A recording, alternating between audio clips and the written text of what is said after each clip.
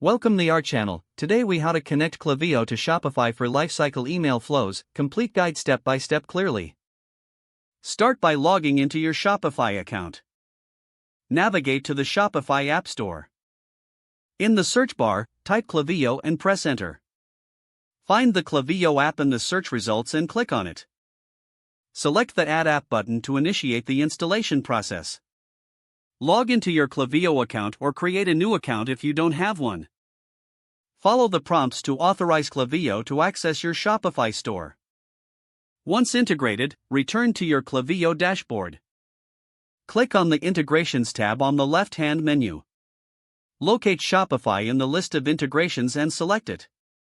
Click on Settings to configure your integration settings.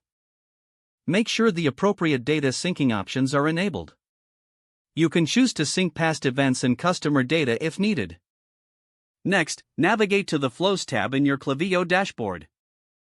Click on the Create Flow button to start building your lifecycle email flows. Select a pre-built flow that suits your strategy or create a new one from scratch. Customize the email content in your flow as per your business needs. Add triggers to your flow based on customer behavior, like purchases or signups. Connect your email templates to the specific steps in your flow. Configure any necessary delays or conditions to optimize customer engagement. Test your flow to ensure all elements function as intended. Once verified, activate the flow to start sending automated lifecycle emails. Monitor your flow's performance through Klaviyo's analytics dashboard. Refine your flows over time based on data insights and customer feedback. You are now set up to enhance customer engagement with automated lifecycle emails. If the page does not load, refresh the browser or try again in a private or incognito window. Make sure you are using the correct email address, then retype it carefully to avoid small typos.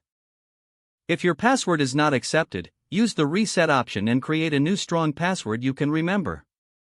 Don't forget to like this video and subscribe to our channel for more step-by-step tech guides.